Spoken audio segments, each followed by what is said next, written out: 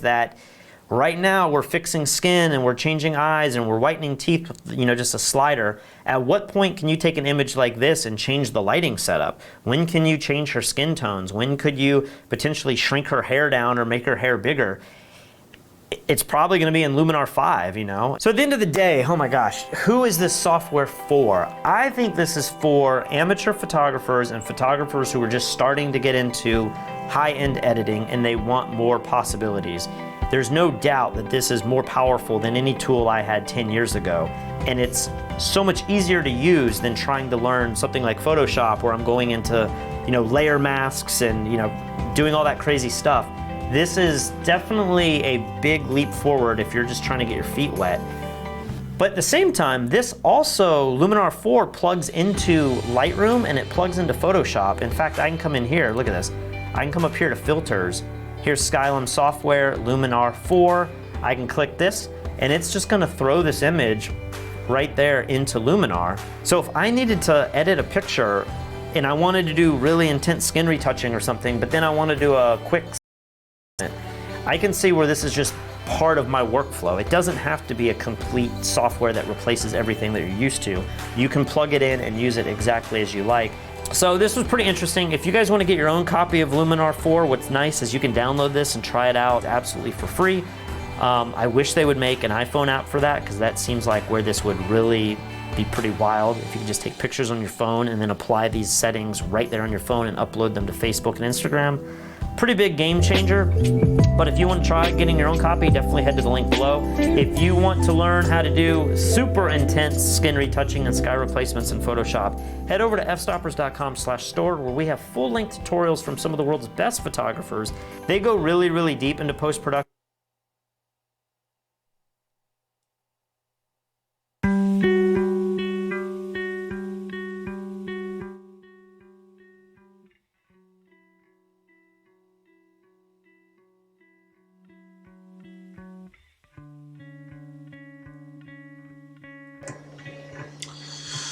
Alright, we're back.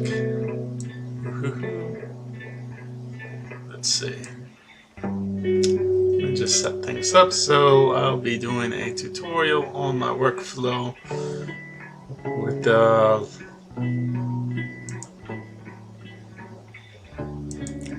Darktable.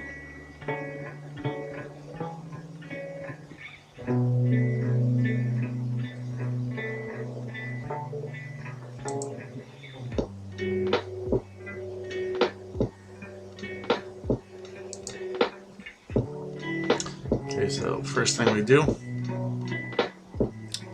let's see, right down here, got Darktable already turned on. This is my second attempt to stream. I made a couple mistakes the first time. I ended up getting most of the way through the edit a little unprepared. It was this image. Went through choosing pictures and doing the star ratings. Basically, just to do a quick rewind, you come over to folder, or you can do image, or you can do scan devices. You find the area where your pictures are. Okay, more fun with lasers. So last night, when it got dark enough, like around 5 o'clock, I practiced doing some shoots, doing some stuff with my laser. I'd like to set the fog machine off now. That'd be cool, but I got a smoke alarm right above me. And, so, not gonna do that right now. I've been sick, been like terrible stomach pain, so if I get up, I may have to get up and run to the restroom. I'll put the mic on mute, and you guys can listen to these lo-fi tunes. Alright, open. What's, oh, I know what I did.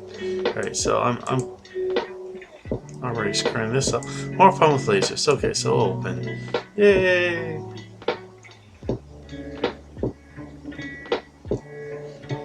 What happened? Folder.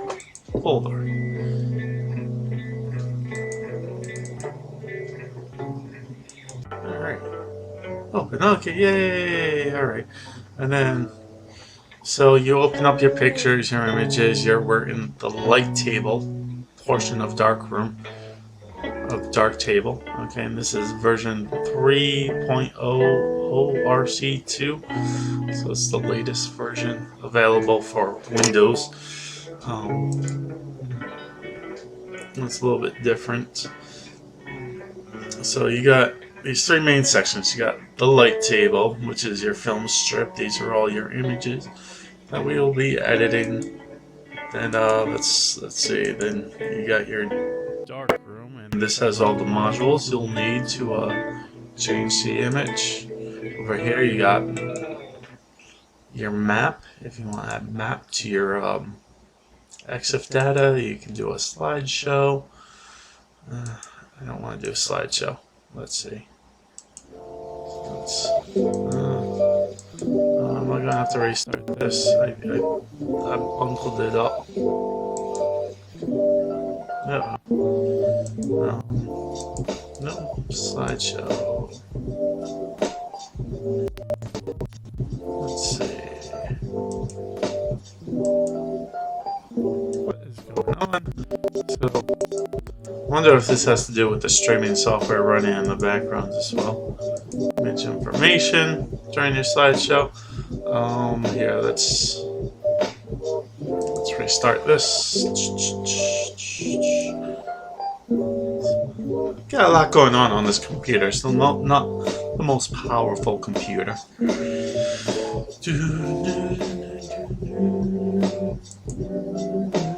So you got the slideshow, then you have a tethering option under other, in which case you would need to hook your camera up. I'm not going to do that now on this computer. Maybe I can test that out on my laptop at some time. Alright, so I've already gone through. So this, you can scroll down here and change the size of your film strip, how many images you can see. Go through here, one picture at a time, and you can rate them. Down here you can actually color code them. So if you're doing like an event, like say you're doing a wedding, you might have like the bridal party, the actual couple, family members, extended family members, venues, and then the people that smell funny. I like this one. This will be a cool one to edit. Alright, and you can rate them up here. You can view. Alright, so let's see. Here. I always put to all except rejected. You can do 4 stars. I didn't rate any of my photos 4 stars. These were all taken just last night. Kind of pulling around. 2 stars. Scrolling through, you can see.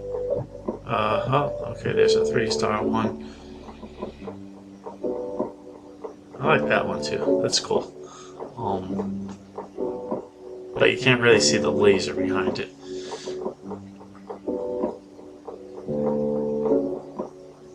I like that. I got good color in the eye there. So I'm actually gonna double click this. It's gonna open up in the Darktable. Now when the darkroom opens, you can see down here you still got the images. A film strip right down there, so you can kind of scroll through and just keep moving on, edit, scroll. You can hide that. Just click that little arrow button.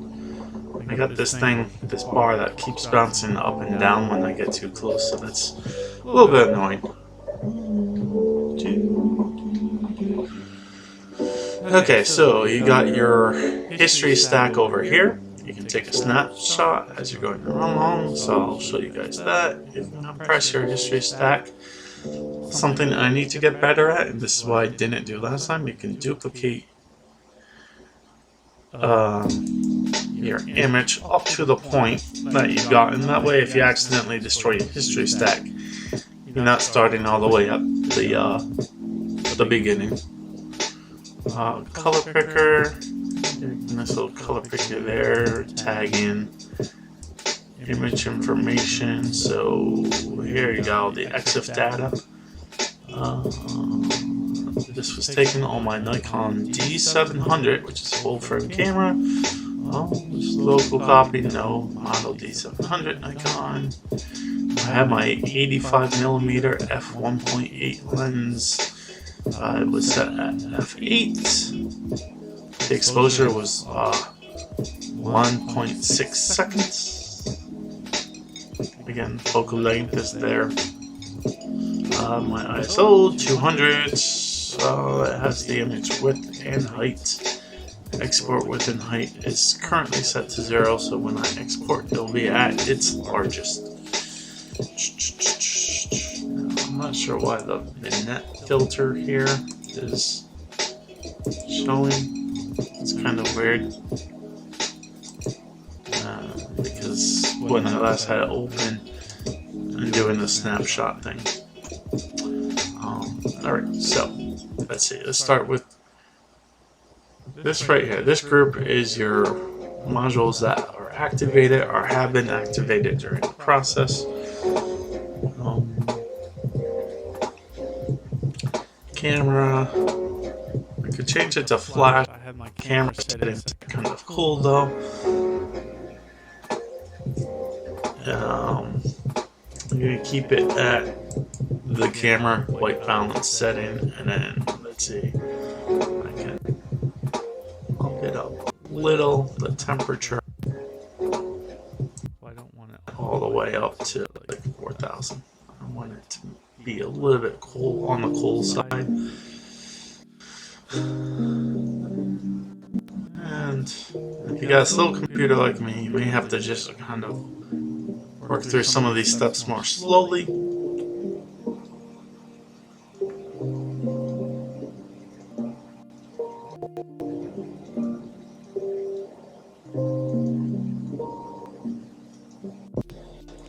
You get a rough estimate of what you want, you can type in the number. Tints. Turn the tint down.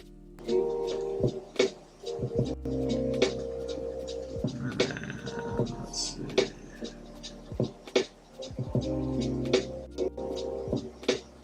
My face is really kind of red.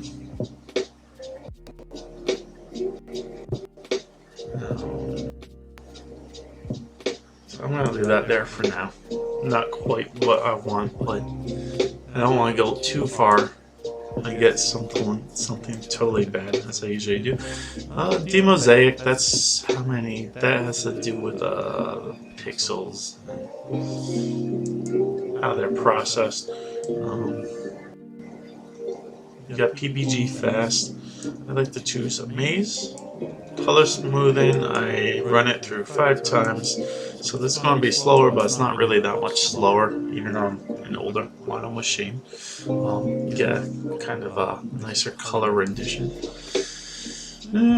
Base curve, we're going to turn off because in a minute I'm going to show you all how to use the Filmic RGB module.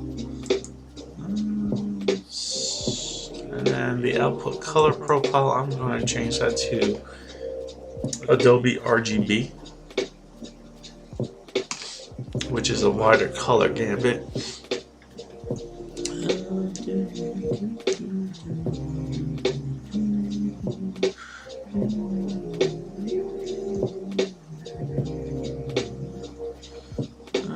Let's see, I'm going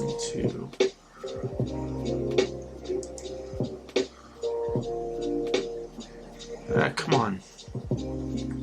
Stupid bouncing bar. Alright, so what is going on with this? Hold on 1 second.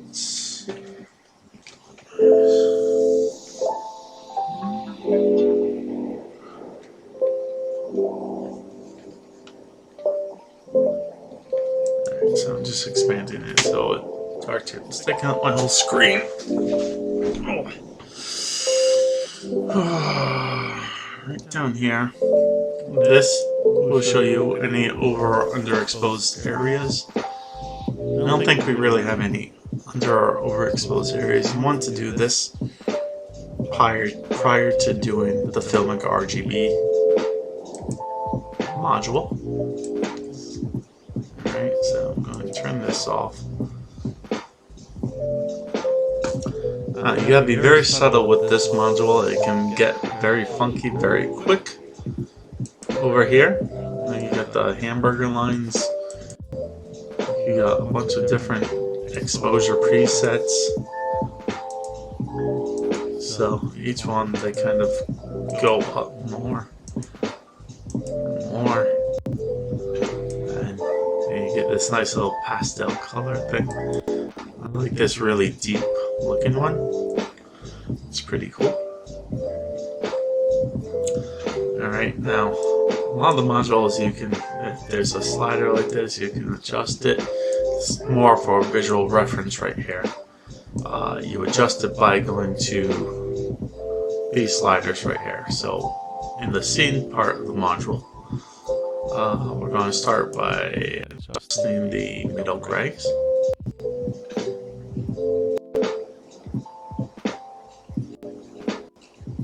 Let's see, I keep scrolling. You do got these eyedroppers. I'm not going to do that. I've been having trouble with some of the eyedroppers where they take a large portion to sample from. And it's crashing the program. And I think it'll definitely crash with the while streaming. And so I like that. I want to keep. I like having these dark shadows back there. And with the flash on my face, that's not. It's I'm still pretty well lit. I like my photos to be nice and punchy and contrasty. Turn up the relative white exposure. You can see this is sliding down as I rotate that. That kind of flattens everything out. Hamburgers everything. And if I roll all the way over there, let's see if I my computer kind of. Oh, things get a little bit too contrasty.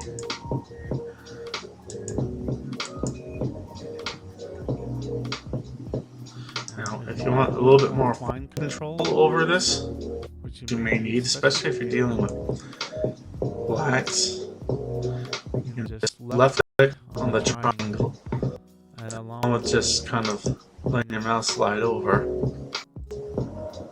you can drag it and then bring your mouse down and just very slowly use it really good fine control over these sliders. And here's the relative black point. Yeah, that's just killing the alright. I don't want to completely lose. Like, yeah, I don't want my shirt on completely black. And you got your dynamic range and you know, the middle gray, you can slide this.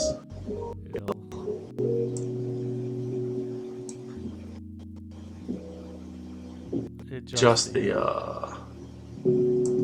it'll move these two as you move the middle grays. Also, same thing happens when you move the dynamic range scaling. You can kind of see where that takes you.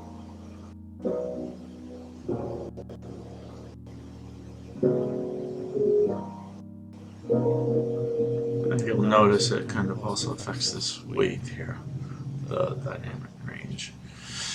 Alright, so let's see.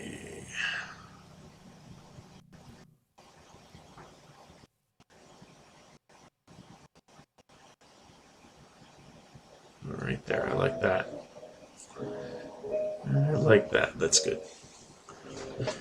I have to do something about my face there. It's very magenta. I'm not liking that magenta. Alright, so we can use the tone curve. This will increase highlights. So you got that. You can decrease highlights. You can start your highlights over here. You can raise your shadows. You can crush your shadows. Do all sorts. You can mess with your midtones. And that looks awful. We're just gonna reset that. I'm not gonna use tone curves. Let's see.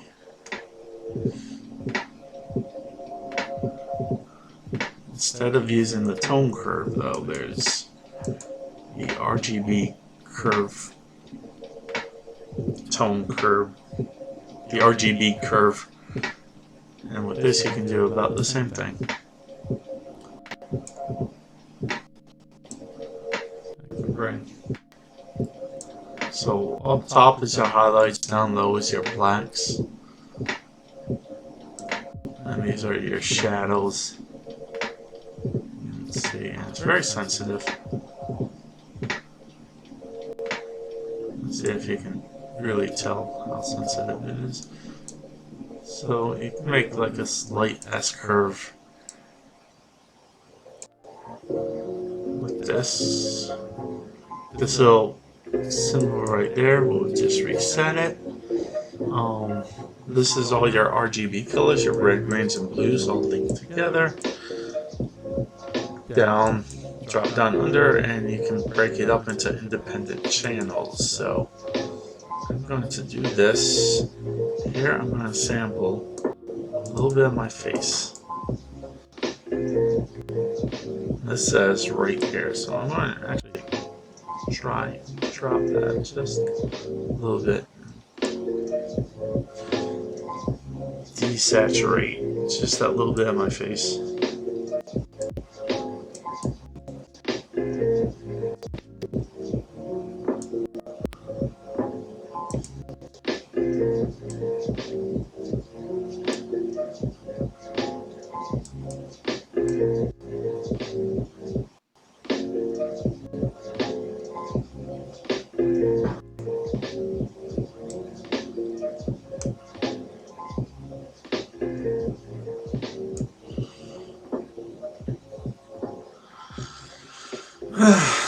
And I think that's okay. I'm gonna have to take a break because I was looking so intently at that. My eyes aren't reading that correctly.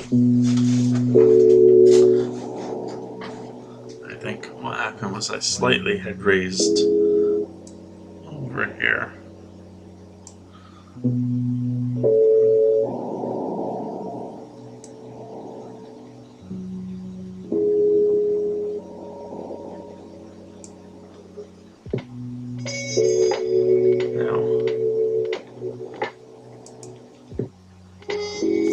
Sample this area right here.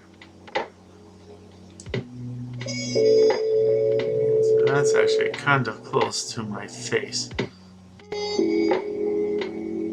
So what I can do,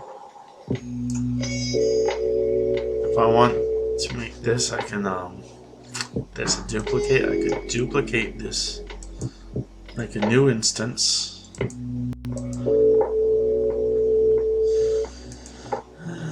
Let's see.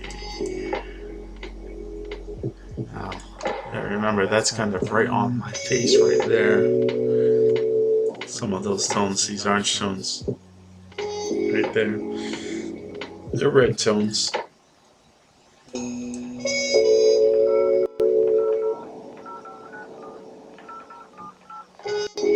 you can see I intensified that orange, but right here, my whole face really became magenta again, like red. I'm mad. Luckily, the reason I did this on a new instance is we can now make a mask. There's lots of masking options. So this is uniformly blend, so here you get all these different blending modes. What we're going to do is use a drawn mask. You got your brush, you got a circle, lips, add path. I think what I'm going to do is choose a gradient, because the orange also came through in the picture right there, which we don't want. Alright, and let's see, let's blur the mask. We can blur it. Mask opacity. What is going on?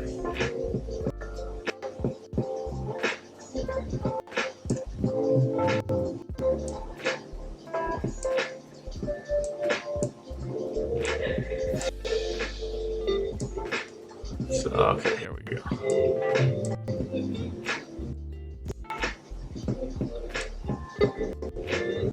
So that little thing is the feather. The arrow tells you which way the mask is going.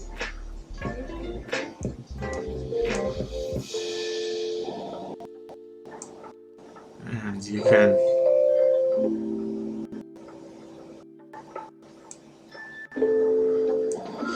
increase the feathering.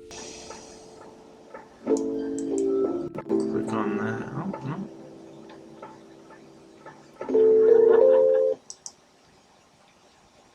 I think I need my... I want to say it's the shift control scroll. Oh. Alright, yeah, so the shift button will increase or decrease.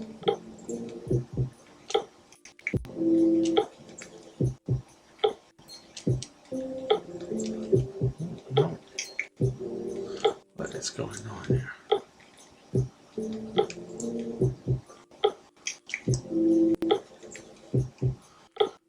It's the left button, and then you roll towards you to increase it, roll away to decrease.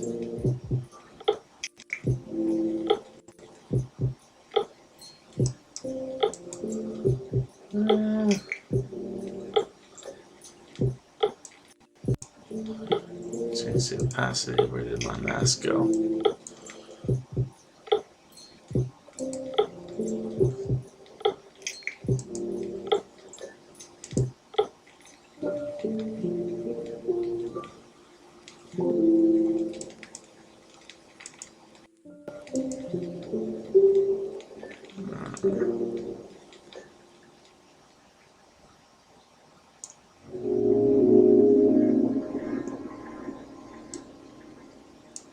Alright, so I actually want this to go the other way.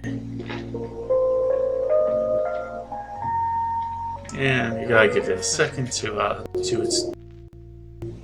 Alright.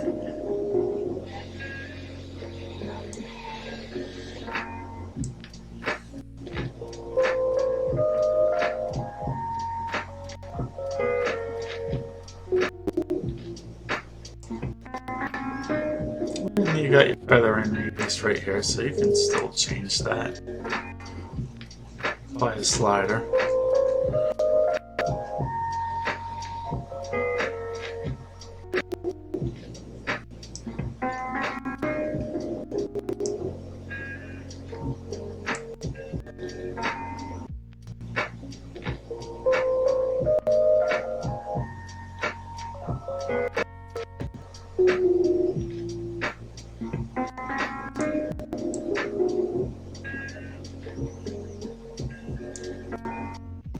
Try and make it so my face isn't like my neck's all red and sunburnt. Alright.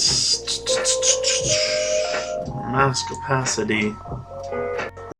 Affect how much is bleeding through. Turn it down really low.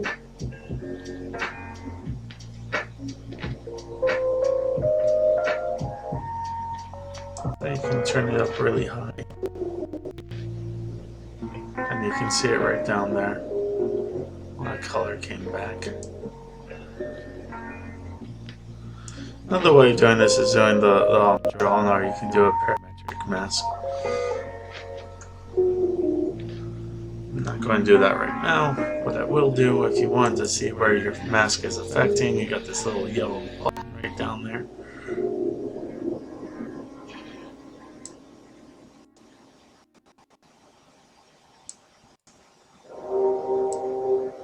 Mask contrast.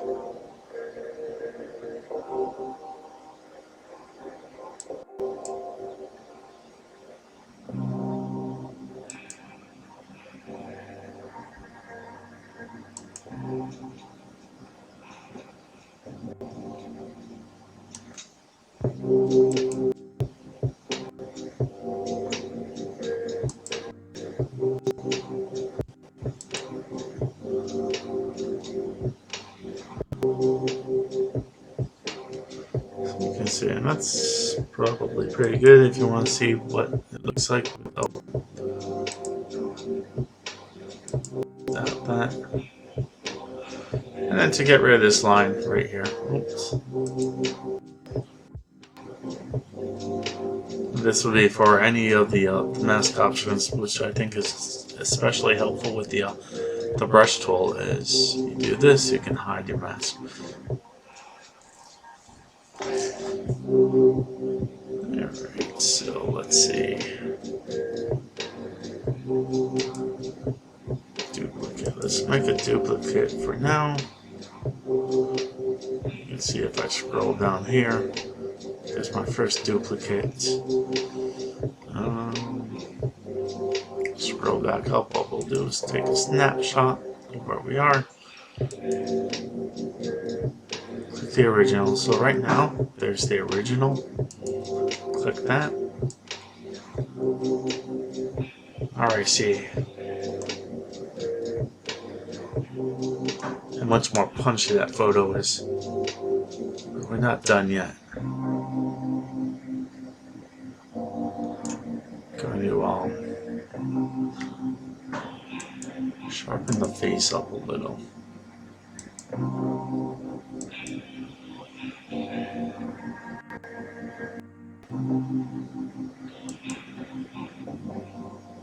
This is kind of the local contrast, so this is similar to clarity in Lightroom. Funky things can happen. Put it up to 500 for shits and giggles.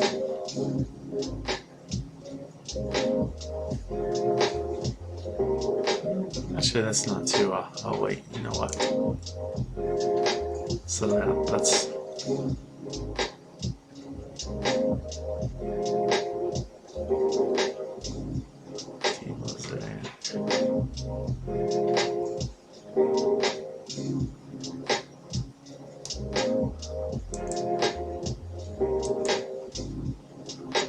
Funny things happen with using the snapshot.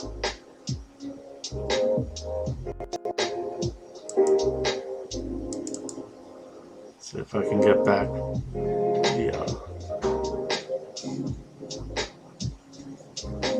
what we were working on here.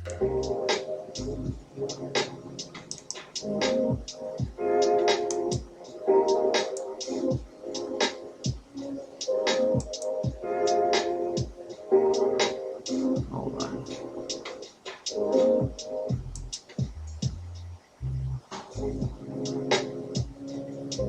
I'm not quite sure how this one works. So, yeah, alright, so I want that.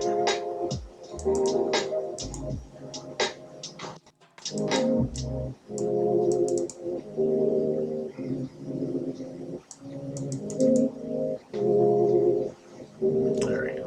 Alright, I need to... Oh boy. Oh, here we go. What happened? I don't get what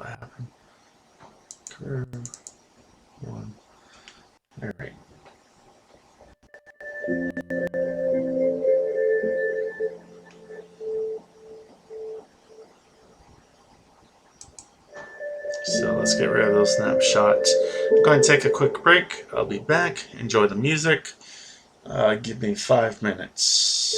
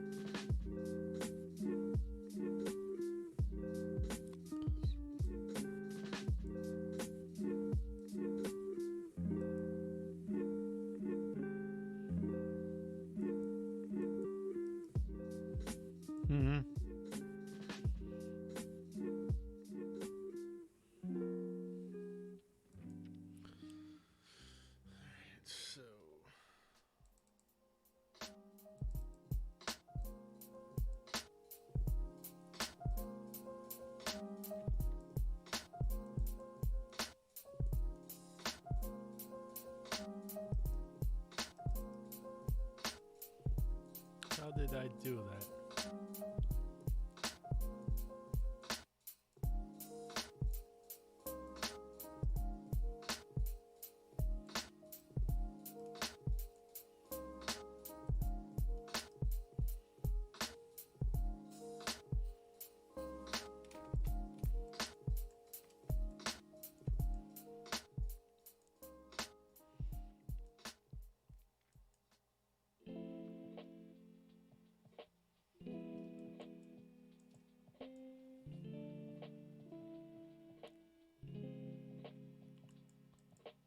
What was going on?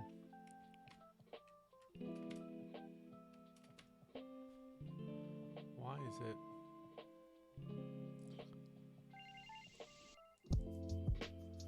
So weird.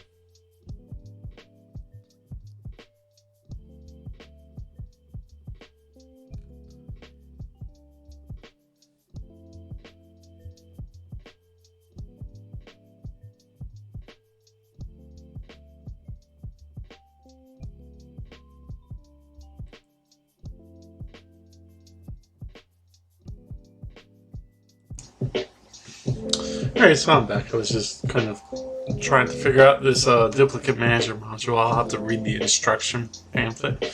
But for now, let's see, where were we? We took away the snapshots. I somehow got everything back, so this is kind of where we left off. Detail, local contrast. Alright, so you can see it really kind of funny details. You can mess with the mid-tone ranges. It really pulls up the highlights. So it's local contrast. So the higher something is, the more contrast you're going to have on the individual local pixel level. Really looking scary. I don't think I need quite that much detail. It was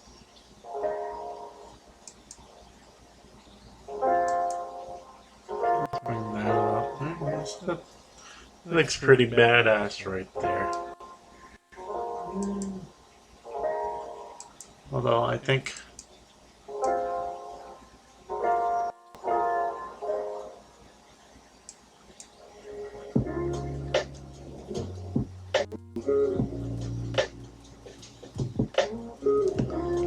so I like that, but right now it's kind of global.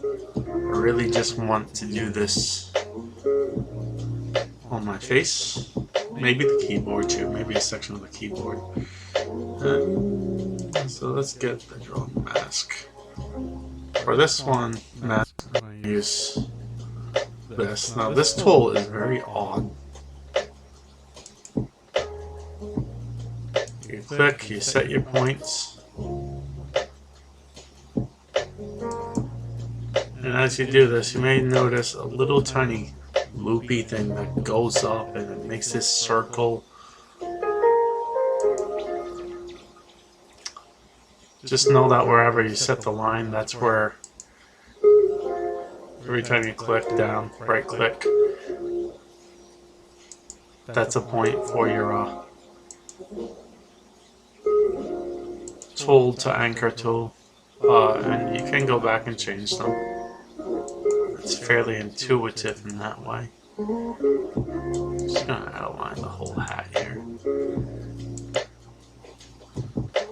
But yeah, that little loopy thing, I've always not liked this tool because it gets confusing when if you're not used to using it. It does a pretty good job staying close to the edges.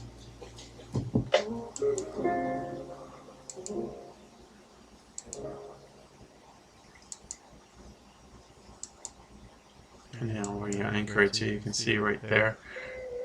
I'll have to go back and kind of push that in.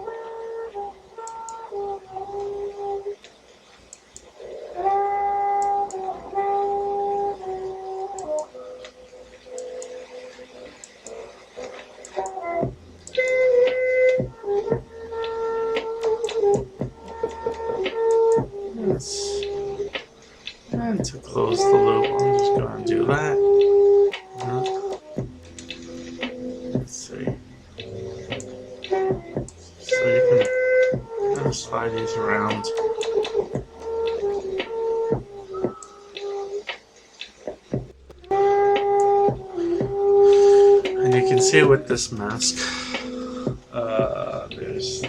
got the feathering option again. To increase the feather on this, you hold shift. And you roll your mouse wheel towards you. To decrease it, you just roll away from you while holding the shift button. And it will tell you right there, control click to add node. Or whatever.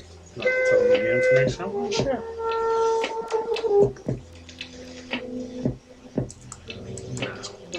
Let's see what the mask is doing.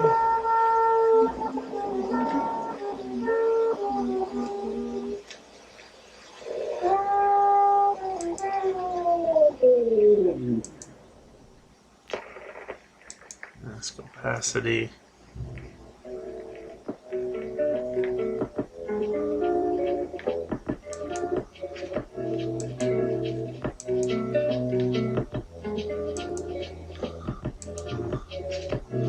It really takes a long time for the computer to kind of show you what's going on with the mask.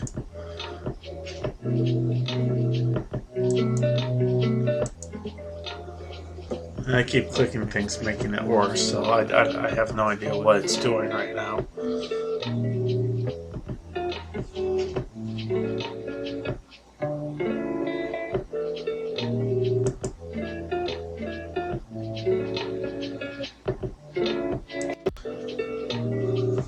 So it seems that the mask opacity also affects the size of the mask.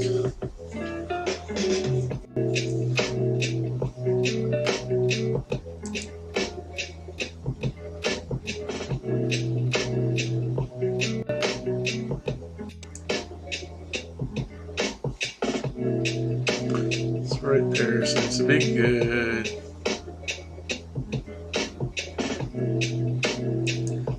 Let's turn that off.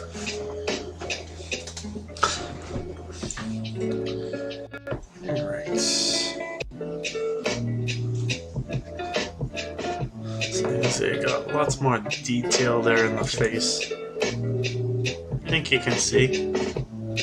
Let's I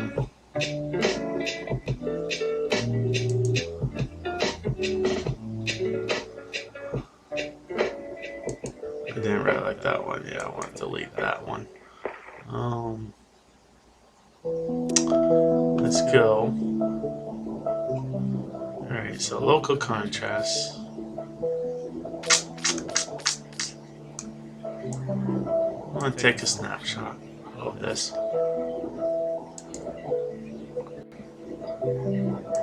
Let's click that. So again, just for comparison's sake. Alright, now the fingers, if I was more into editing this right now, I would probably do a mask to take out the orange in the fingers from when I increased that. There's another method to do that too, add saturation into it. That's a little bit better. I just don't want to demonstrate it. It's pretty cool. Now when I slide this way, I do notice this. I've lost a lot of dynamic range in my eyes. I really want to kind of try and bring that back. So let's see. Let's see. The selected point is the original image. I'm going to go right back to the top here. And I can turn that off.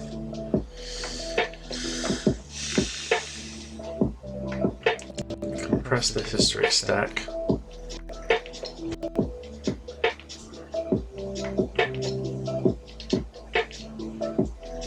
I can move the square around right here, and that'll kind of move.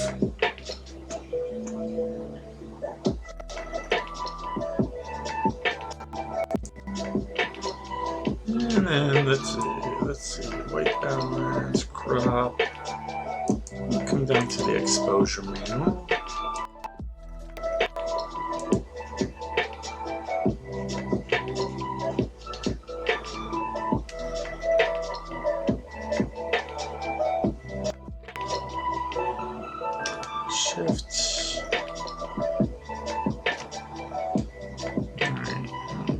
carefully. I'm just gonna.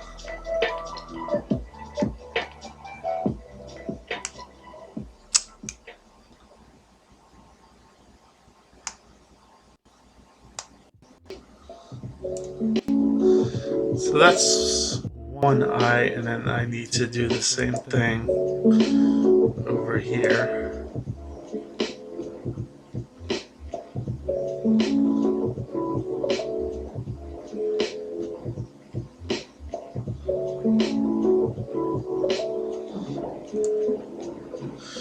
So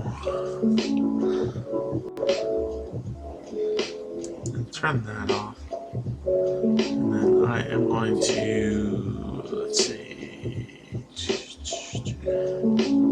let's turn the brightness up on the eyes.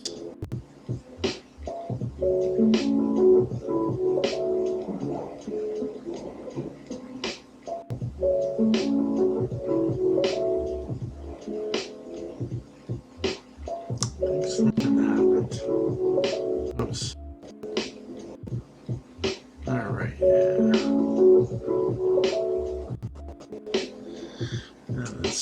Let's see. Put this room. That's pretty. Oh, ghostly. So that's a little bit too much. Let's see. It's working. It's working. Okay, there we go. Now those eyes are a little bit more light. Now I can go to, let's see, color. Is it the color balance, color contrast, vibrance? Could go vibrance.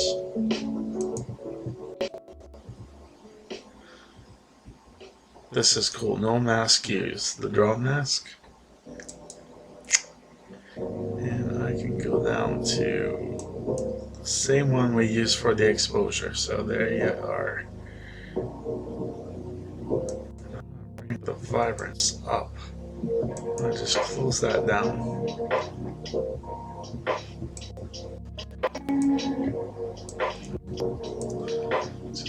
I like punchy colors. So put the vibrance all the way up. Is that too?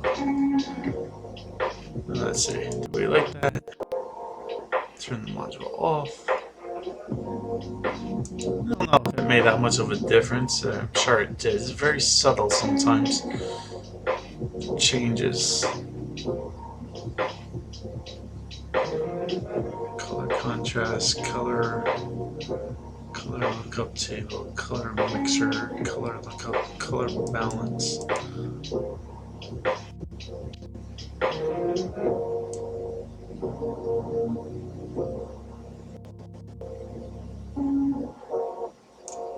That's not the module I'm looking for, although that could probably do. I don't want. Is it the color zones? The color zones. Hold on. Let's go 200%.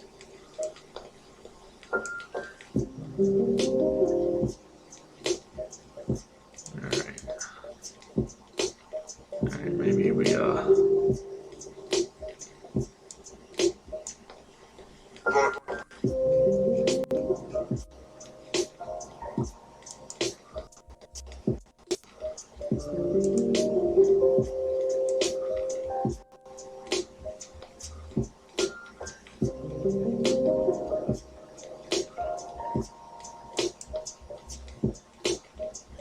what's happening is it's getting all the magentas in my skin there.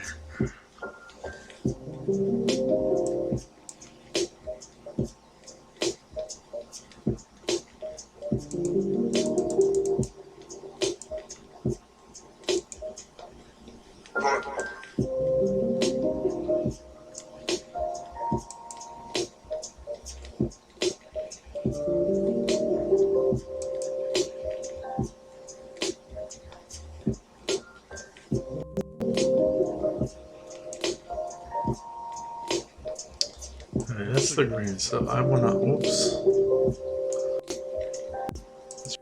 like that. And then let's again come back down.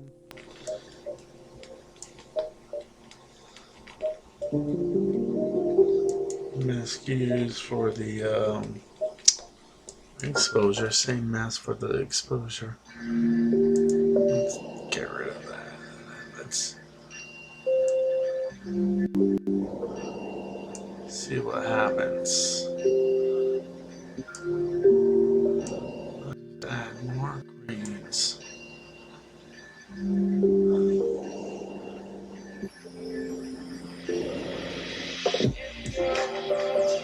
And you can make a node right there, right here to really kind of isolate it to the green.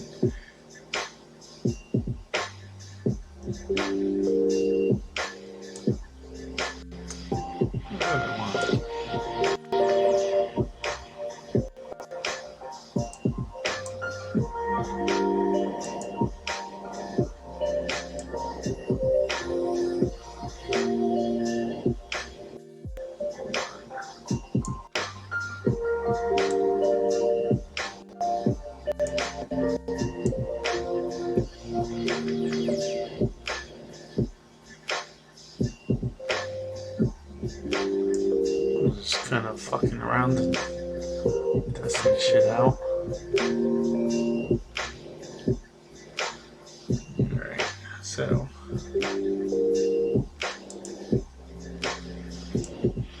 darken it a bit. Not too much.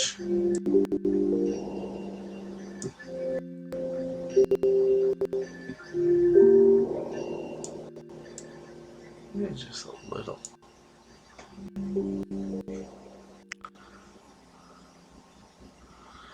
And sometimes you can be too close to a project and lose sight. Very easy to lose sight. That's pretty cool.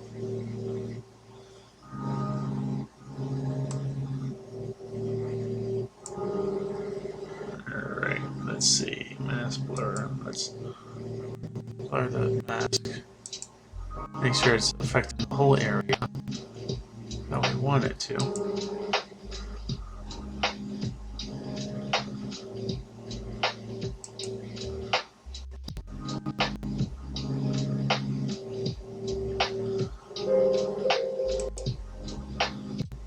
Let's see.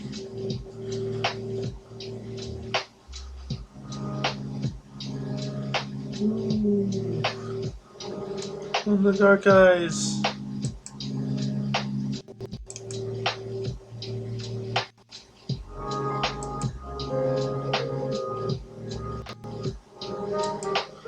I'm like that dude from what's that TV show?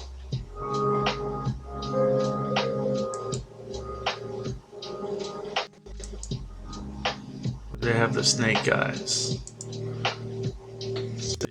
Let's see. That might be affecting the skin tones a little bit much. I don't think so, though.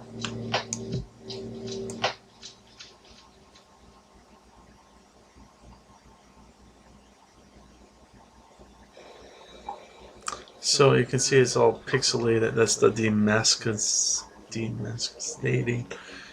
You're right.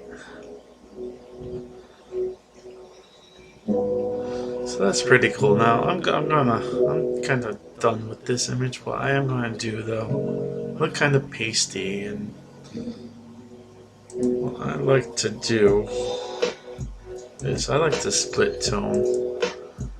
Now you can see when I turn the split tone on, everything kind of went this weird red pink. I like my shadows to be purple. Just a thing I dig. And I don't like this neon yellow. I like my highlight skin tones to be orange. So that's the saturation. Do that. The saturation. Oh, and if that effect's too heavy, you can compress it so it's not quite as noticeable.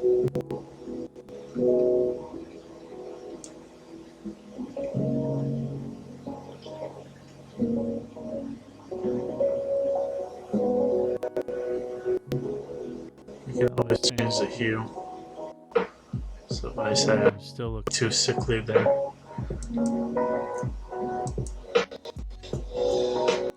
What's the balance that you want? So it's gonna introduce more purples into my shadows.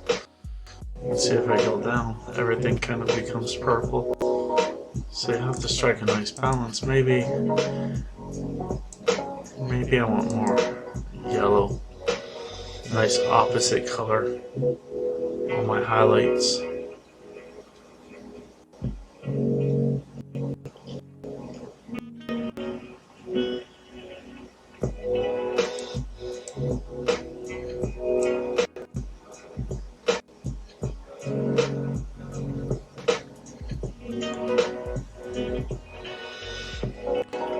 What I'm gonna do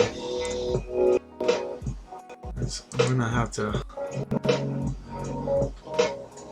do another gradient mask just because down here I don't really want all this split toning affecting this section here. I just want it mostly on the face. Warm up my face. So, and, everything's just becoming kind of a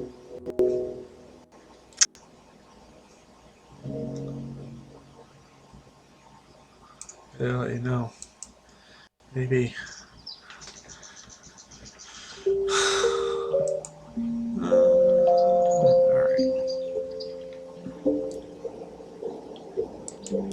So split tone. So this is what I want. Shadows on my face to be kind of purple. Well, that one.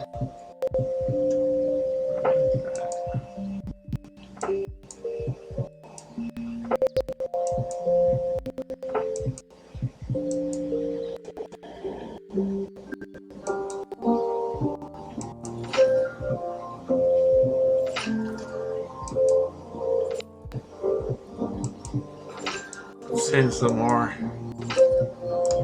I have this effect in place, I'm just losing a lot of color.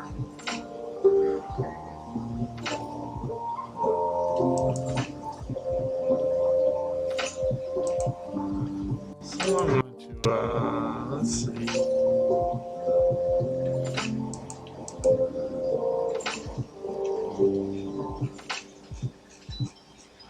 So I'll make it bigger. You just roll it towards you.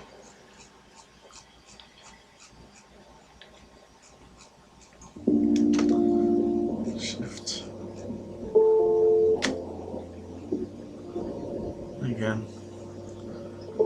Feathering, you hold the shift and then you roll the rocker. I'm just going to kind of... I don't think I have to be too careful with this. I just don't want the effect really going on.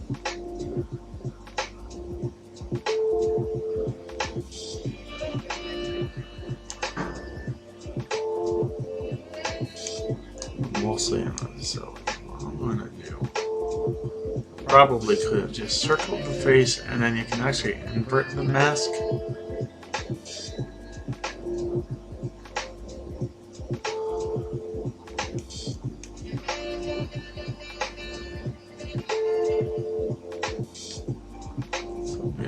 Sloppy with this.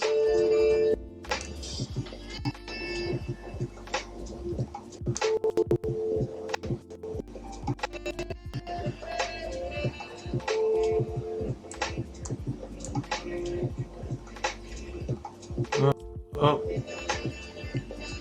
Control Z. I didn't want to move it like that. Oh. You you can't control Z in that manner. I think what I am gonna do.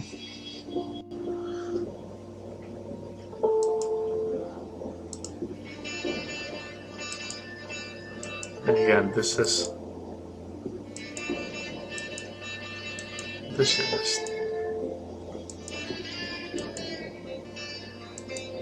really throws me off.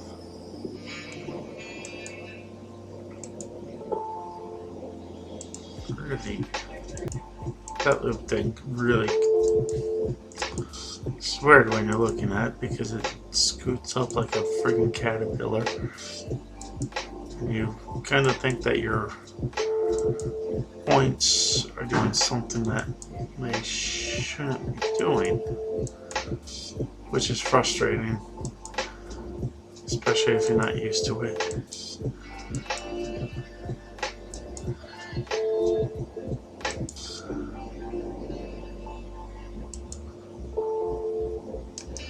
Alright, so I'll just do that. Oh, look at that.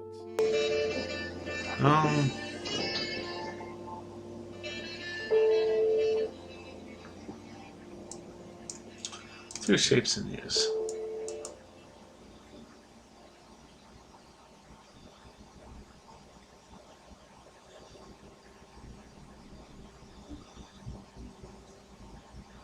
So, create another.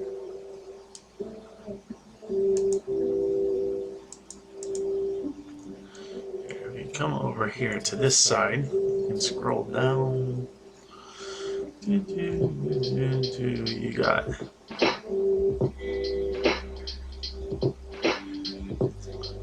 your mask manager.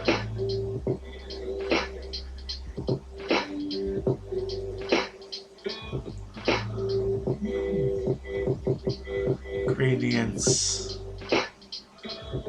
I don't know what I did.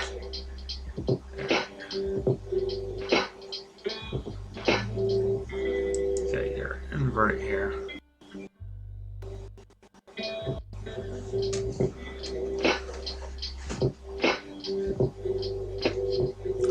So, with the invert, everything should be right there on the face.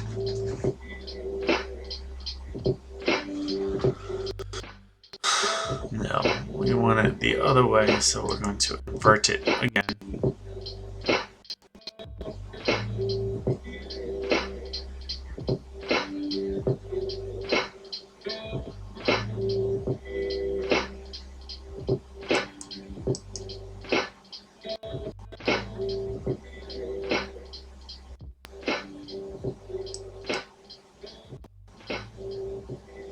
Alright. So we got rid of that. Alright.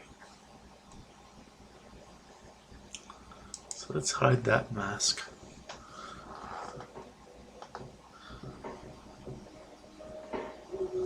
Alright, let's see.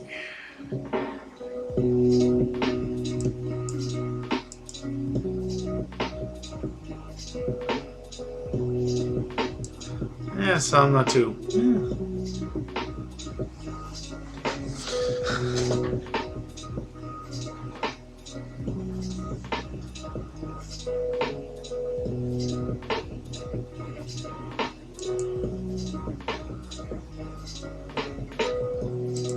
Basically, it's the local contrast, I think, is where I lost a lot of color in my face. And I think that's really affecting the split toning. So I can turn that on. I'm going to kind of dial things down a little bit.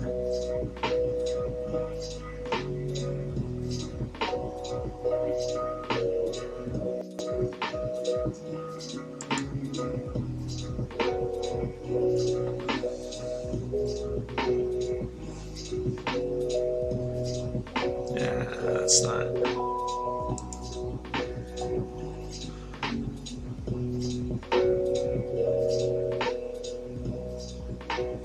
Alright. So that's it. That's this edit. It kind of looks nice over here on this monitor. Not as nice. This monitor runs a little bit cooler than the ones to our right.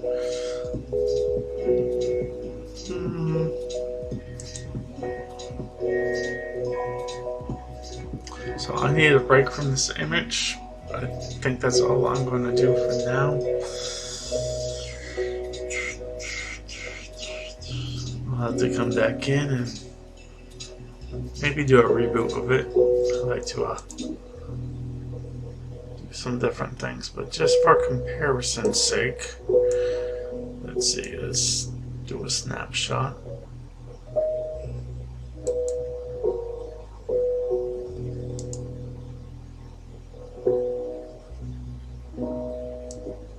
Okay, so the original image. Boy. To a much more punchy kind of processed.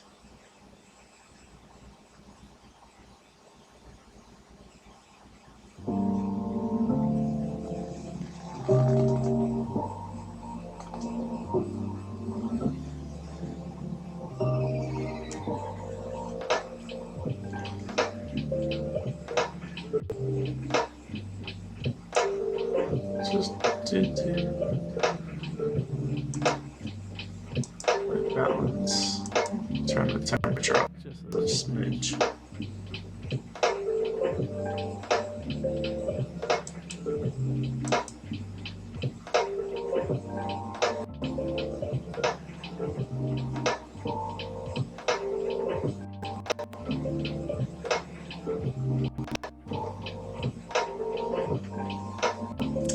Some of the struggles with mixed lighting is like all these weird. I had a red orange flash behind me, I had these lasers shooting over me, and then I had a white flash on a long exposure. I'm just looking for some reason to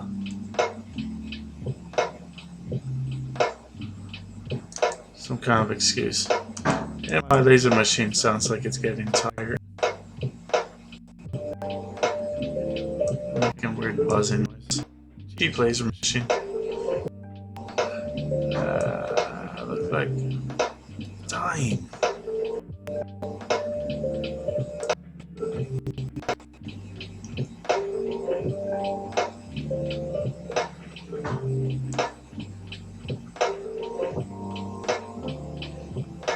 You know what?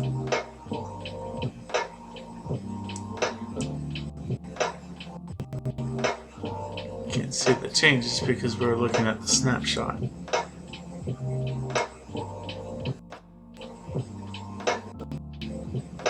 Oh.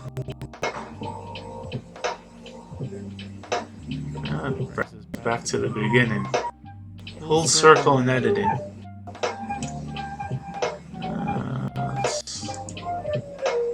I deal with the white balance, I'm quite sure.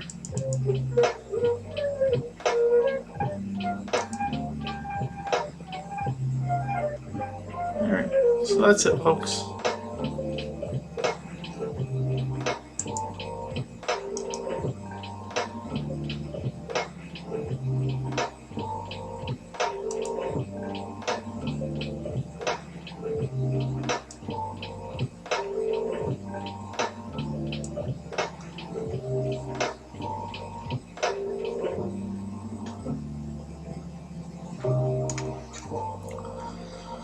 And to export, you just go back to the light table, and then you say, let's see, you got all of this stuff. If I want to delete, if I want to copy my history stack, I just click copy all. I want to implore a style, which is kind of like a LUT or an effect. Just go there. I don't want to do any of that. Those are some of my own that I made. Oh my goodness. I can upload this Flickr web file on my site of Facebook web. I save it to a file. I save it at the highest JPEG 8 format. You do have JPEG 2000, which is 12 bits, PDF, PNGs. Sometimes use PNG. You can save it as a TIFF. Computer, I really have a lot of trouble with TIFF files. They don't work too well for me. Here you can image settings, you can sRGB, Adobe RGB. Maybe if I want to continue to edit in another program, I would pick that. And now I'm just going to do what's web safe. Click export. Make sure I'm in the more fun with lasers, DT. Yep, that's the right